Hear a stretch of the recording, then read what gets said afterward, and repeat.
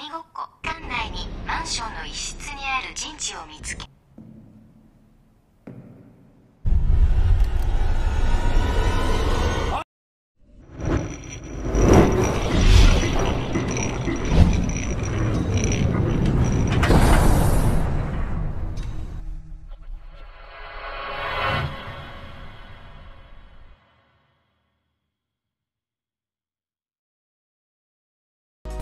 Halo sobat, selamat datang kembali di One Day Film.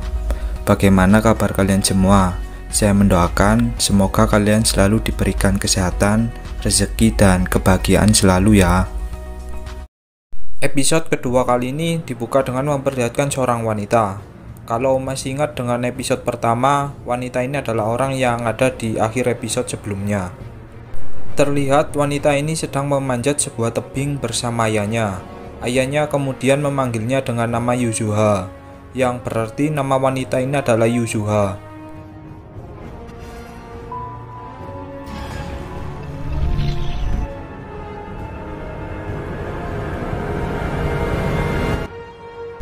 Dan episode kedua pun dimulai. Di awal episode kita diperlihatkan Arisu yang masuk ke sebuah mobil. Terlihat Arisu yang mencoba menghidupkan beberapa mobil, akan tetapi usahanya sia-sia. Arisu juga melihat sayuran di sebelahnya yang sudah membusuk. Kemudian terlihat Arisu dan Chota yang berada di sebuah rumah. Terlihat juga kaki Chota yang sudah diperban. Kalau ingat episode sebelumnya, kaki Chota ini sempat terbakar pada akhir permainan. Chota mengatakan bahwa semua benda yang menggunakan aliran listrik tak ada yang berfungsi sama sekali. Ternyata Chota adalah orang yang ahli di bidang IT. Chota juga menjelaskan bisa saja hal ini terjadi karena serangan elektromagnetik, yang mana semua benda yang beraliran listrik tidak bisa berfungsi. Arisu kemudian bertanya ke Chota, lantas bagaimana dengan telepon yang mereka gunakan sebelumnya? Chota pun hanya menggeleng-gelengkan kepalanya. Terlihat Karube bersama seorang wanita sebelumnya.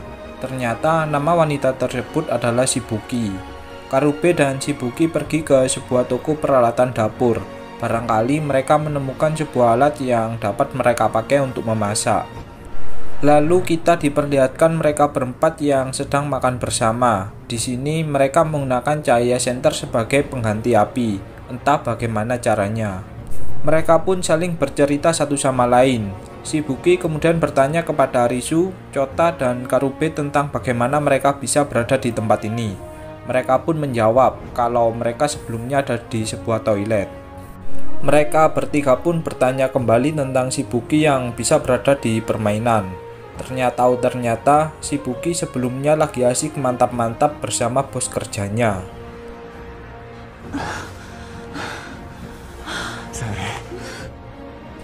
Akan tetapi, Shibuki mengatakan bahwa sebelumnya dia sedang bekerja. Akan tetapi saat dia selesai mandi, tiba-tiba semua orang menghilang. Shibuki juga menjelaskan bahwa dirinya sudah mengikuti permainan kedua kalinya, di mana permainan pertamanya yaitu melewati gas beracun. Arisu kemudian angkat bicara. Dia mengatakan bahwa kartu 3 keriting yang mereka dapatkan sebelumnya pasti memiliki sebuah makna, yang entah apa maksudnya. Jadi kemungkinan besar ada seseorang yang sengaja menculik mereka untuk bergabung ke dalam permainan mematikan ini. Tiba-tiba Chota merasakan kesakitan pada kakinya, sehingga mereka pun tak dapat melanjutkan permainan berikutnya. Malam harinya, Karube mengatakan kepada Chota bahwa mereka berdua harus ikut dalam permainan. Visa yang mereka miliki hanya memiliki masa aktif hanya 3 hari. Jadi, jika visa mereka habis, maka mereka akan mati seperti orang pada akhir episode pertama sebelumnya. Kembali ke Chota dan Shibuki yang lagi berdua di kamar. Eits, apakah kalian memikirkan apa yang aku pikirkan? Oke, kita lanjut dulu. Karube mengatakan kepada Arisu bahwa mereka berdua harus ikut permainan pada malam ini. Sebab dengan begitu mereka akan tahu jenis permainan apa yang akan mereka hadapi. Arisu yang mendengarkan pendapat Karube pun menyetujui untuk bergabung ke dalam permainan. Kemudian kita beralih ke seorang wanita yang ternyata wanita itu adalah Yuzuha yang ada di awal film sebelumnya. Kalau dilihat-lihat cantik juga ya. Yuzuha pun menghampiri para peserta permainan yang ada di tempat tersebut. dan mengambil satu ponsel sesuai peraturannya. Lalu ada seseorang yang bertanya kepada Yuzua tentang apa maksud dari permainan ini. Yuzua pun menghiraukan pria tersebut. Tiba-tiba Arisu dan Karube pun datang. Mereka berdua juga mengambil ponsel sesuai peraturan yang ditentukan. Terlihat kali ini jumlah peserta lebih banyak dari sebelumnya. Diperlihatkan seorang pria berjaket putih yang sepertinya dia memiliki kecerdasan tinggi layaknya Arisu. Terlihat di dalam ponsel tersebut gambar kartu 5 sekop. Arisu bertanya kepada Karube maksud dari kartu tersebut. Tiba-tiba seorang pria bertopi hitam menghampiri mereka. Pria tersebut mengatakan arti-arti dari setiap gambar di dalam kartu. Kartu gambar keriting adalah kerjasama tim. Kemudian kartu gambar wajik adalah permainan kecerdasan, dan kartu gambar hati adalah permainan pengkhianatan. Arisu kemudian bertanya tentang maksud dari jumlah gambar dari dalam kartu. Orang tersebut pun menjawab bahwa jumlah gambar dalam kartu akan menentukan tingkat kesulitan permainan. Permainan pun dimulai. Permainan kali ini mereka harus menemukan sebuah bom di dalam ruangan, dan mereka harus mematikan bom tersebut sesuai dengan waktu yang ditentukan. Di sisi lain, mereka akan dihadapkan dengan seorang penyerang yang entah maksudnya apa. Jadi, selain mencari ruangan tersebut, mereka juga harus bersembunyi dari penyerang tersebut. Kembali ke Chota, terlihat Chota sedang berdoa dan memohon ampunan kepada Tuhannya. Tiba-tiba Shibuki menghampiri Chota dan bertanya tentang apa yang dilakukan Chota. Chota menjawab bahwa dia saat kecil selalu ikut berdoa bersama ibunya. Shibuki kemudian mengatakan apakah Chota percaya kepada teman-temannya. Kembali ke Arisu dan Karube. Di sini mereka berdua pun mulai bergerak. Tiba-tiba orang bertopi hitam mengikuti mereka dari belakang. Terlihat Yuzua yang sedang berlari dari area gedung. Dan diperlihatkan juga seorang pria berjaket putih yang sedang santai berjalan di area gedung.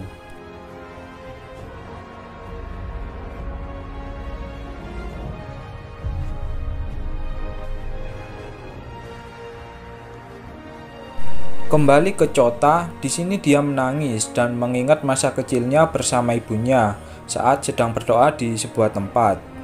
Kembali ke peserta permainan, terlihat waktu yang menandakan penyerang sudah tiba di sebuah tempat. Lalu diperlihatkan pria yang berpostur tubuh seperti seorang tentara.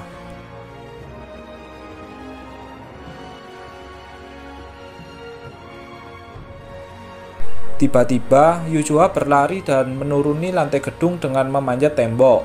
Dapat diketahui Yuzua sebelumnya adalah seorang pendaki dan dipastikan dia memiliki kelincahan. Arisu dan Karube pun heran dengan suara tembakan pada lantai atas. Mereka pun mengintip dari balik dinding.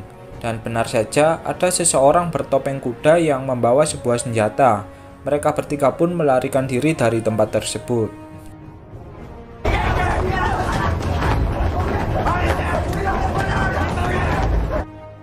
Arisu dan Karube bersembunyi di balik dinding, dan pria bertopi yang mengikuti mereka menuruni sebuah anak tangga ke lantai bawah. Kembali ke Chota, Chota. Teman-temannya lagi asik berjuang di dalam permainan, dia malah lagi asik bercinta bersama Shibuki.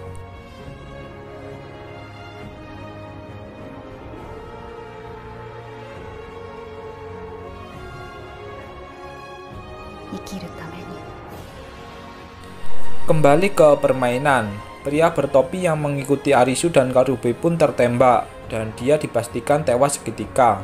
Kemudian salah satu peserta panik berusaha meninggalkan gedung tersebut dan sesuai peraturan sebelumnya, peserta yang mengundurkan diri dipastikan akan mati.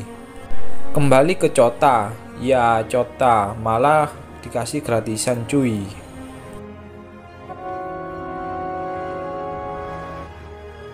Kini permainan pun semakin mengerikan. Beberapa peserta mulai terbunuh satu persatu. Kita balik lagi ke Chota dulu ya. Arisu dan Karube pun bersembunyi di balik dinding lantai gedung. Di sini Arisu memiliki ide untuk saling menginformasikan tempat penyerang itu berada. Arisu pun berteriak keras dari lantai gedung. Pria berjaket putih tersenyum dingin atas kelakuan Arisu. Yuzua yang mendengarkan saran dari Arisu kemudian berteriak dan menginformasikan bahwa penyerang menuju lantai 4. Yuzua menyuruh seluruh peserta yang ada di sana untuk segera melarikan diri. Kini terlihat waktu yang tersisa 8 menit. Arisu yang melihat salah satu pria yang sedang ditembaki berusaha menolongnya. Arisu menghampiri peserta tersebut dan mengajaknya melarikan diri dari sana. Kemudian diperlihatkan pria berjaket putih yang mengatakan saatnya permainan dimulai. Arisu dan Karube pun bersembunyi di anak tangga dan berencana menghajar orang bertopeng kuda tersebut. Tiba-tiba, pria berpostur tentara menghampiri mereka dan mengatakan bahwa dia juga akan menghajar orang bertopeng kuda tersebut. Di sini, pria berpostur tentara mengajak Karube untuk membantunya menghajar orang bertopeng kuda itu. Arisu yang melihat percakapan mereka berdua berencana menginformasikan tempat penyerang itu berada, sehingga mereka bisa menyusun rencana. Terlihat Yuzua yang menuruni sebuah lantai gedung dari luar dinding. Yuzua dan Arisu pun berencana mencari ruangan tempat bom tersebut berada, dan sesuai dengan misi dari permainan itu. Kini Karube dan pria berpostur tentara melaksanakan rencana mereka. Salah seorang teman dari pria berpostur tentara mencoba memancing pria bertopeng kuda tersebut. Akan tetapi, pria berpostur tentara mengkhianati temannya, dan temannya pun tewas tertembak pria bertopeng kuda itu. Pria berpostur tentara pun memulai rencananya. Di sini terjadi perkelahian di antara mereka bertiga, yaitu Karube, pria berpostur tentara, dan orang bertopeng kuda. Namun tak disangka orang bertopeng kuda itu pun sangatlah kuat. Karube pun berusaha mengajarnya, akan tetapi usahanya sia-sia. Siapa sangka orang bertopeng kuda itu membawa sebuah sajam, dan Karube pun terkena goresan dari sajam tersebut. Pria berpostur tentara berusaha membantu Karube, dan perkelahian pun semakin memanas. Kembali ke Arisu, di sini dia terpikirkan satu hal tentang sebuah pintu yang ditembaki oleh orang bertopeng kuda itu. Arisu memikirkan bahwa kenapa penyerang itu menembaki orang yang mau membuka pintu tersebut. Arisu pun berencana mendatangi pintu itu.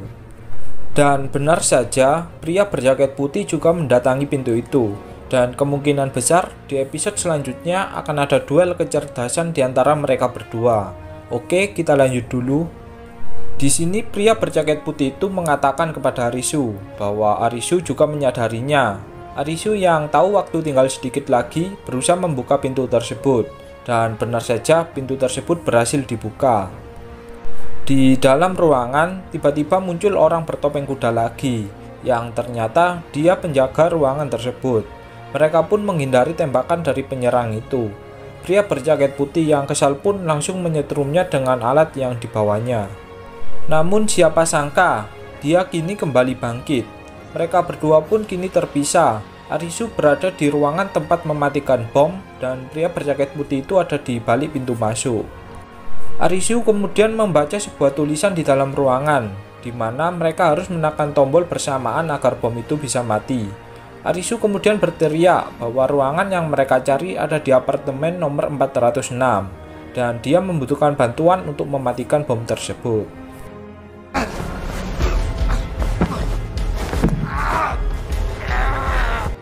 Yuzua yang mendengarkan suara Arisu pun bergegas menuju ke tempat itu.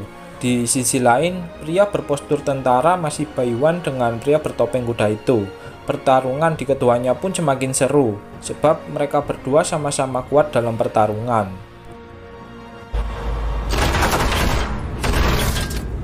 Kini orang bertopeng kuda yang menjaga ruangan tersebut berhasil masuk ke ruangan Arisu berada. Arisu yang melihatnya pun langsung mengajar orang bertopeng itu. Duel pria berpostur tentara dan orang bertopeng kuda kini berakhir. Pria berpostur tentara berhasil melumpuhkan lawannya. Terlihat Yuzua yang memanjat dinding demi dinding. 10 detik tersisa. Yuzua pun sampai di ruangan Arisu berada. Dan kini 5 detik tersisa. Arisu dan Yuzua yang melihatnya pun bergegas menekan tombol untuk mematikan bom tersebut.